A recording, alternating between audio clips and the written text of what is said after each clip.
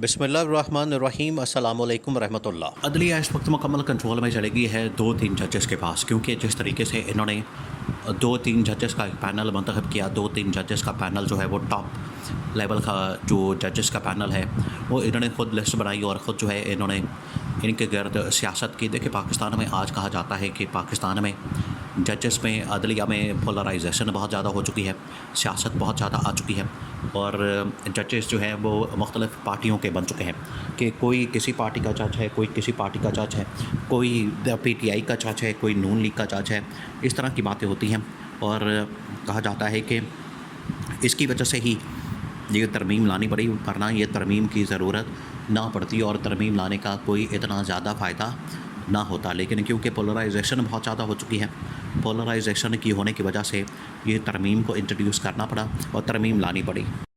अब जो 3 जजेस टॉप के होंगे वो सारी की सारी अदलिया को कंट्रोल करेंगे। देखिए, ये जो इस वक्त 3 जजेस के दरमियान इन्होंने सारी गेम कर दी है कि जो टॉप के 3 जजेस होंगे उनका नाम आएगा, उनकी लिस्ट आएगी, उनका पैनल आएगा, उनमें से किसी एक का नाम मंतखब किया जाएगा और उसको सदर और वज़ीर आज़म जो है इसके ऊपर साइन करेंगे और उसको चीफ जस्टिस बना दिया जाएगा। तो अब पूरा का पूरा कंट्रोल अदलिया का वो अभी भी बहुत सारी इसके अंदर स्पेस मौजूद है। अगर कोई ये समझता है, ये 3 जजेस अगर फ़र्ज़ करें कि अपना पैनल बना लेते हैं, 3 जजेस ऊपर के इस तरह से अंदर मैनिपुलेशन करते हैं, अंदर इस तरह से मामले को चलाते हैं कि वो 3 जजेस मिल जाते हैं और 3 जजेस मिल के वो हुकूमत को टफ़ टाइम देने की बात करते हैं और एक प्लेटफॉर्म के ऊपर आ जाते हैं, 1 पेज के ऊपर आ जाते हैं। ये बिल्कुल इसी तरह की मिसाल है कि जिस तरह हुकूमत ने आज से चंद दिन पहले प्रैक्टिस एंड प्रोसीजर बिल ला के इन्होंने कोशिश की कि वहाँ पर कादी वाइस ईसा को और 3 जजेस के ज़रिए से इख्तियार मिल जाएगा, पावर मिल जाएगा और ये जो बिल्कुल वन साइडेड इख्तियार मौजूद है किसी भी शख्स के पास 184 का या सो मोटो लेने का, उसको नोटिस लेने का, वो हम इख्तियार वापस ले लेते हैं।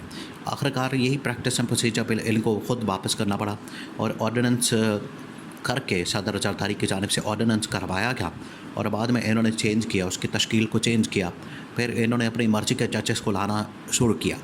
जिस तरीके से प्रैक्टिस एंड प्रोसीजर बिल का जो पूरा एक आइडिया था इनके अपने गले पड़ गया और वहाँ पर जजेस ने सारी चीज़ों को अपने हाथ पे कर लिया। उस वक्त 2 जजेस थे जो सब कुछ कंट्रोल कर रहे थे, वो जस्टिस मंसूर अली शाह और जस्टिस मुनीब अख्तर थे और अगर आज भी हालांकि दोनों का कंट्रोल उसी तरह से कायम दायम है, दोनों का कंट्रोल बरकरार है और आज भी दोनों के दरमियान ही सारा मामला घूम रहा है।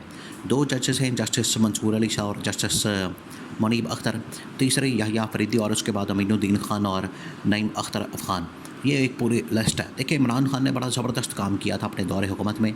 इमरान खान ने बिल्कुल भी अदलिया के अंदर मुदाखलत को बंद कर दिया था, अदलिया के अंदर मुदाखलत को रोक दिया था। हालांकि इमरान खान को कई मरतबा कहा गया कि आप फ़लाने के ख़िलाफ़ रेफरेंस भेज दें, आपने फ़लाने के ख़िलाफ़ ये काम करना है, आपने फ़लाने के ख़िलाफ़ ये रेफरेंस भेजना है, आप कादी फाइज ईसा के ख़िलाफ़ ये करें, आप वो करें। इमरान खान ने साफ इनकार कर दिया था। इमरान खान ने कहा था कि देखिए, मुझे गवर्नमेंट को चलाने दें, हुकूमत को चलाने दें, अवाम के मसाइल हल करने दें, मुझे इकॉनमी के ऊपर तवज्जो देने दें, मुझे मईशत के ऊपर तवज्जो देने दें, आलमी सतह के ऊपर मामलात को ठीक करने दें, मुझे इस तरफ ना डालें। लेकिन इमरान खान को ज़बरदस्ती जो है इस्टेब्लिशमेंट की जानिब से इस तरफ किया गया, इस तरफ फंसाया गया, इमरान खान भी फंस गया। अब गवर्नमेंट जो है वो तो इस्टेब्लिशमेंट के इस वक्त बातों में आ चुकी है और उन्होंने ये जो काम किया है, इन्होंने तो ये भुनों के छत्ते में हाथ दे दिया है। अब ये जजेस से डरें उस दिन से कि जब 3 जजेस जो हैं, 3 के 5-10 जजेस अगर एक पेज पर आ जाते हैं तो हुकूमत क्या कर लेगी? हुकूमत तो कुछ नहीं कर सकेगी उस मामले में, क्योंकि तमाम के तमाम जजेस ही 1 पेज के ऊपर होंगे। तो कोई भी जज अगर मंतखब कर लिया जाता है, कोई भी जज अगर आप ये ले लेते हैं, कोई भी जज आप बना देते हैं, ऑटोमेटिकली तमाम के तमाम जजेस एक पेज पर आ जाएंगे और गवर्नमेंट को किसी वक्त भी उड़ा सकते हैं। ये गवर्नमेंट अगर समझती है, हुकूमत समझती है कि इस तरीके से वो अब जजेस को कंट्रोल करके अपनी मर्ज़ी के जजेस ला के आइनी बेंचेस बना के तो अपने फ़ैसले अपनी फेवर में करवा लेंगे। ये इनको तब पता चलना है जब जजेस एका कर लेंगे। आज भी जजेस के पास ये स्पेस मौजूद है, आज भी जजेस के पास ये राइट मौजूद है, आज भी जजेस के पास ये अथॉरिटी मौजूद है, आज भी उनके पास ये ताकत मौजूद है कि जब मर्ज़ी वो एका कर लें और एका करके तो इस हुकूमत को टफ टाइम दें, एका करके तो इस हुकूमत को नाक को चने चिबवा दें, इस हुकूमत को चारों शाने चत कर दें। अभी तो 2-3 के दरमियान मुकाबला चल रहा है। अगर ये मुकाबला ख़त्म करवा दें, अगर आपस में यह मुकाबलाबाजी ख़त्म कर दें और धड़ेबंदी के बजाय हुकूमत को टफ टाइम देने का फ़ैसला कर लें, तो हुकूमत के पास कोई चारा नहीं होगा, हुकूमत के पास फिर कोई ऑप्शन नहीं होगा, कोई रास्ता नहीं होगा कि वो इसमें से कैसे निकल सकती है। हुकूमत बुरी तरह से फंस गई है ये तरमीम करके। ये तरमीम असल में इनके अपने गले पड़ जानी है।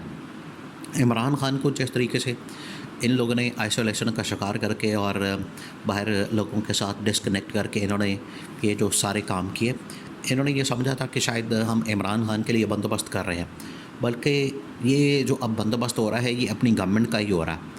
ये गवर्नमेंट खुद एक दलदल के अंदर जा रही है, दलदल के अंदर फंस रही है और इनको तब होश आनी है, इनकी आंखें तब खुलनी है जब ये गवर्नमेंट जो है इसी अदलिया के हाथों घर जाएगी, इसी अदलिया के हाथों। आप देख लीजिएगा, इसी अदलिया के हाथों या घर जानी है। ये जो मर्ज़ी कर लें, ये आखिरकार लोगों के ज़मीर जो हैं वो जाग जाते हैं। लोग इतने भी लालची नहीं होते जितना ये हुकूमत समझ रही है। कादी फाइज़ ईसा अगर कोई एक निकल आता है तो वो निकल आए, वरना बाकी जितने भी जजेस होंगे, बाकी जो भी जजेस आएंगे वो आइन और कानून का साथ देते हुए अपने ज़मीर की आवाज़ के ऊपर लब्बैक कहेंगे और आइन और कानून के मुताबिक फ़ैसले करेंगे। वो हुकूमत को ख़ातर में नहीं लाएंगे, हुकूमत को किसी सूरत वो कुछ नहीं समझेंगे। और हुकूमत अगर ये समझती है कि उसने अपने आप को बड़ा महफूज कर लिया है, बचा लिया है, अब इनको कोई डिस्क्वालीफाई नहीं कर सकता या इनको घर नहीं भेज सकता, अगर ये गलत काम करेंगे, अगर ये कोई उल्टा काम करेंगे, अगर ये कोई ऐसी हरकत करेंगे और फिर वो मामला चला जाता है उधर आईनी बेंच के अंदर, अदालत के अंदर, तो फिर इनको पता चलेगा कि इनके साथ हुआ क्या है। अभी तो कहानी शुरू होनी है, अभी तो जब केसेस लगना शुरू होने हैं तब इनको पता चलना है कि इनके साथ क्या होनी है। अदालतों के अंदर जब फैसले होने हैं तब इनको पता चलेगा।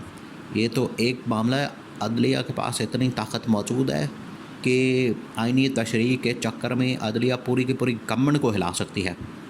अभी अगर बहुत सारे केसेस आगे आने हैं मखसूस नशस्तों के साथ साथ, मैंडेट अगर खुल जाता है और 8 फरवरी का ऑडिट हो जाता है इंतखाबात का, इस पर कोई बाइद नहीं है कि हुकूमत की छुट्टी हो सकती है और इमरान खान को मैंडेट किसी वक्त भी मिल सकता है। तो ये आइन और कानून वाले जजेस किसी वक्त भी सामने आ सकते हैं।